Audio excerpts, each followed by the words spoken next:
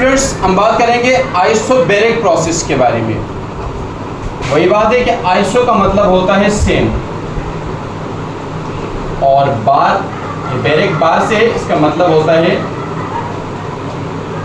Pressure, यानी एक ऐसा थर्मोडायनेमिक्स प्रोसेस जिसके अंदर प्रेशर को कांस्टेंट रखा जाएगा, that will be known as isobaric process.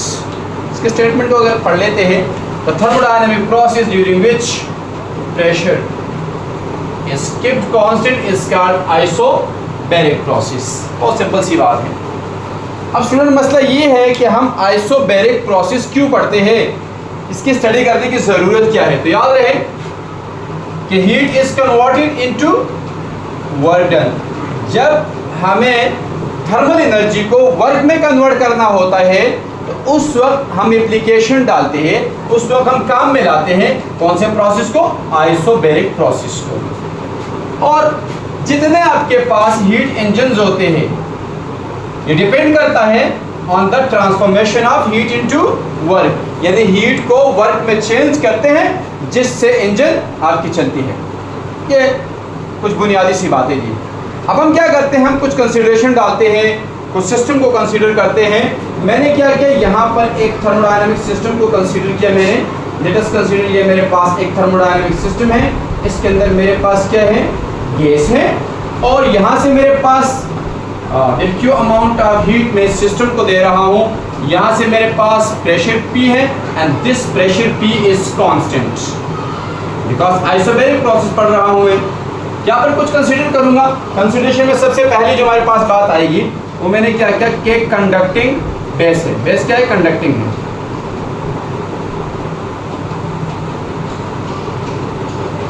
Number second हमारे पास क्या है, नॉन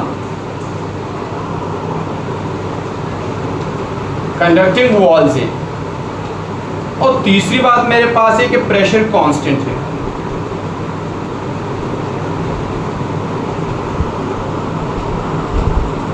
अभी स्टूडेंट्स मामला ये है कि मैंने क्या किया, del Q amount of heat इस सिस्टम को दे रहा हूं। जब मैं इसको del Q amount of heat इस सिस्टम को दे रहा हूं तो मेरे पास क्या होगा कि यहाँ पे वर्क डन होगा। वर्क डन होने का मतलब ये है कि अगर इनिशियल वॉल्यूम मेरे पास V1 है तो ये पिस्टन चूंकि फ्रैक्शनलेस पिस्टन है, यानी कंसिडरेशन एक और ये भी है कि ये जो पिस्टन मैं यहाँ पर यूज कर रहा हूँ ये फ्रैक्शनलेस पिस्टन है।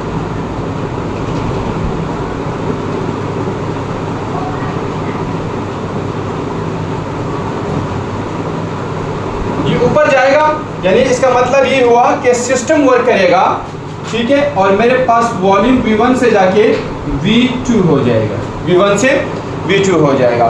इसका मतलब ये हुआ कि यहाँ पर मेरे पास कुछ वर्क डन होगा डेल W।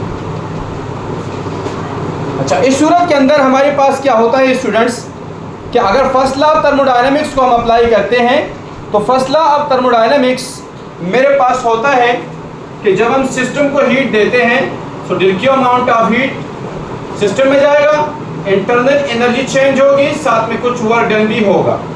इसको वन का नाम देता हूं। वर्क डन कैसे होगा, सो स्टूडेंट्स यहाँ देखिए कि del W is equal to P del V के बराबर होता है। P डेल V किस लिए कि यहाँ पर मैंने इस प्रेशर को कांस्टेंट लिया है, सो it will B remains constant. और वॉल्यूम आपको पता है कि आपका चेंज हो रहा है फ्रॉम V1 टू V2, सो ये मेरे पास चेंज इन वॉल्यूम है जो दर हकीकत में इसके बराबर है। इस स्टेप को नीचे इसके ऊपर भी लिख सकते हैं, कोई इशू नहीं आएगा। सो मैं इक्वेशन 1 के अंदर क्या करता हूँ, वैल्यू पुट करता हूँ। So del Q is equal to del U plus P del V। सो ये मेरे पास आइसोबैरिक प्रोसेस को शो कर रहा है। आइसोबैरिक प्रोसेस में जो वर्क डन दर हकीकत में होता है वो ये होता है। अच्छा स्टूडेंट्स, यहाँ पर एक बहुत ही अच्छी बात ये है कि यहाँ पर वर्क डन दो तरीके से पॉसिबल है कि हो, या तो हम सिस्टम को एनर्जी ले देंगे तो सिस्टम वर्क करेगा, या पॉसिबल है कि हम सिस्टम से एनर्जी ले और वर्क ऑन सिस्टम भी हो। दूसरा जरिया ये है कि इंटरनल एनर्जी को यूज करते हुए वर्क डन हो सकता है, यानी वर्क डन के लिए दो रिसोर्सेज है, या तो थर्मल एनर्जी देंगे या इंटरनल एनर्जी के जरिए वर्क डन होगा। ग्राफिकल रिप्रेजेंटेशन की तरफ अगर हम आते हैं स्टूडेंट्स तो आइए देखते हैं। ये मेरे पास वॉल्यूम है, ये मेरे पास प्रेशर है, यानी एक्स एक्सिस के ऊपर मैंने क्या ड्रॉ किया है, वॉल्यूम, और वाई एक्सिस के ऊपर मैंने क्या ड्रॉ किया है, प्रेशर।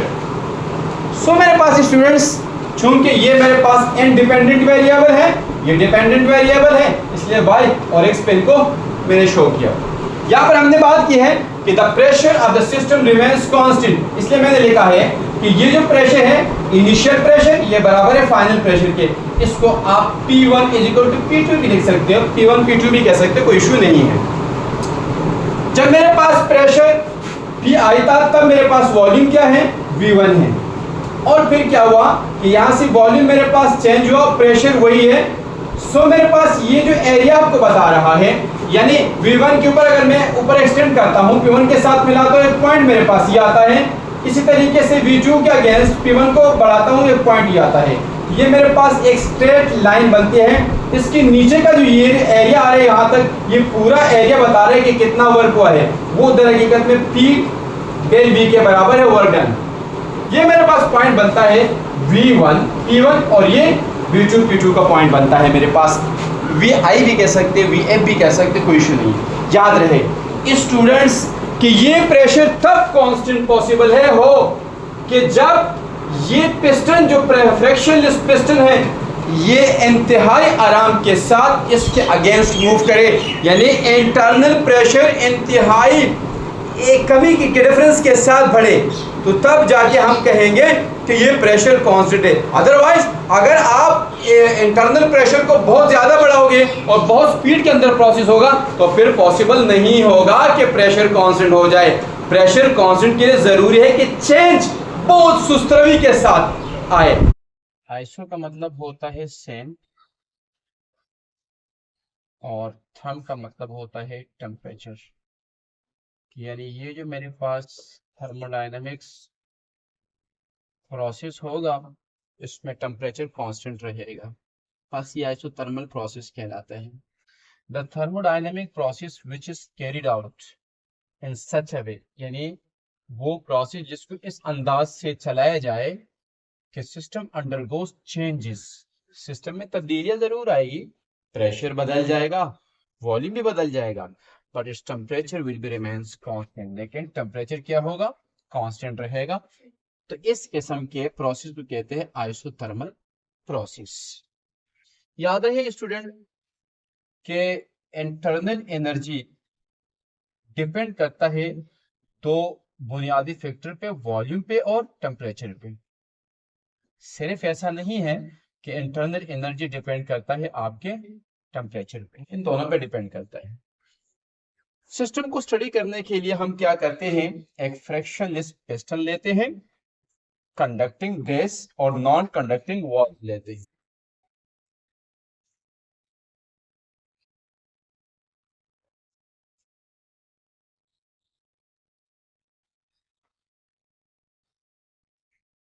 यहां से इस सिस्टम को हम del Q amount of heat provide करते हैं।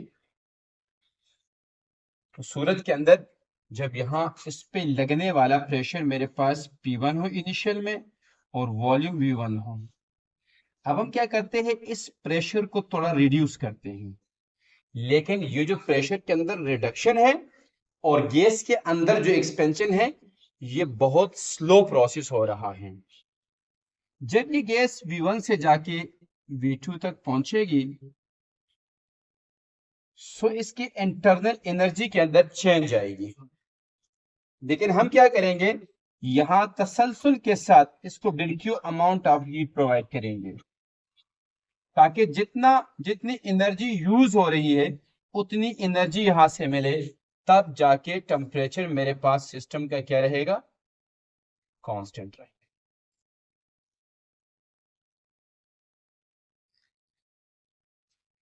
ये पूरी फिलॉसफी है इसके पीछे। अच्छा, हमारे पास अगर ग्राफ की तरफ जाते हैं और ग्राफिकल रिप्रेजेंटेशन देखते हैं हम, तो यहां पर हमारे पास दो किस्म के प्रोसेस हो रहे हैं। एक को कहते हैं आइसोथर्मल एक्सपेंशन, यानी इसमें जब हम थर्मल एनर्जी सिस्टम को दे रहे हैं तो वहां पर गैस पिस्टन सिस्टम वर्क कर रहा है, तो वो अमाउंट ऑफ हीट कुछ वार्डन के अंदर यूज हो रहा है और गैस एक्सपेंड कर रहा है और साथ में कुछ इंटरनल एनर्जी को मेंटेन कर रहा है ताकि टेम्परेचर कांस्टेंट हो। लेट अस कंसीडर मेरे पास इनिशियल प्रेशर पी है जब मेरे पास वॉल्यूम V1 है, तो एक पॉइंट मेरे पास ये क्रिएट हो जाएगा और अब मेरे पास क्या हुआ कि ये जो मेरे पास प्रेशर है फाइनल ये रिड्यूस हो गया और वॉल्यूम मेरे पास क्या हुआ, इंक्रीज हो गया। यानी इनिशियल वॉल्यूम मेरे पास Vi था, फाइनल Vf है, प्रेशर मेरे पास इनिशियल Pi है और फाइनल मेरे पास Pf है। फाइनली मेरे पास सिस्टम इनिशियल स्टेट से फाइनल स्टेट पे पहुंचता है और मैंने एक कर्व ड्रा किया, इस कर्व के नीचे जितना एरिया आ रहा है this is called work done, यानी ये दर हकीकत में वर्क डन के बराबर है। ये उस सूरत के अंदर हमारे पास होता है जब आइसोथर्मल एक्सपेंशन हो, जब गैस एक्सपेंड कर रहा है। और ये जो मेरे पास कंटिन्यू एक कर्व है, this curve is called isotherm, इसका नाम है आइसोथर्म। इसके बरक्स अगर हम यहां देखते हैं तो मेरे पास अगर सिस्टम का इनिशियल वॉल्यूम Vi है, फाइनल Vf है, इसका मतलब ये कि वॉल्यूम आपका रिड्यूस हो रहा है और इनिशियल प्रेशर मेरे पास Pi है और फाइनल प्रेशर मेरे पास Pf है। इसका मतलब ये हुआ कि प्रेशर मेरे पास इंक्रीज हुआ और वॉल्यूम मेरे पास डिक्रीज हुआ। ये हमारे पास जो प्रोसेस हो रहा है एट द कांस्टेंट टेम्परेचर, ये आइसोथर्मल कंप्रेशन कहलाता है। सो दो हमारे पास प्रोसेस है, एक हमारे पास आइसोथर्मल कंप्रेशन और एक हमारे पास आइसोथर्मल एक्सपेंशन। स्टूडेंट्स याद रहे कि यहां पर हमने देखा कि मेरे पास V1 से हम V2 में चले गए और यहां हमारे पास P1 से हम P2 में चले गए और वॉल्यूम मेरे पास V1 से हम V2 में चले गए। बट कीप इन माइंड कि दो चीजें हमारे पास चेंज हो रही है, लेकिन टेम्परेचर T1 हमारे पास वही T1 है और ये दर हकीकत में क्या है, कांस्टेंट है हमारे पास। और कांस्टेंट रखने के लिए हमने आपको बता दिया कि कांस्टेंट कैसे है। आइए देखते हैं कि अगर हम फर्स्ट लॉ ऑफ थर्मोडायनेमिक्स को यहां अप्लाई करते हैं तो क्या होता है। According to first law of thermodynamics,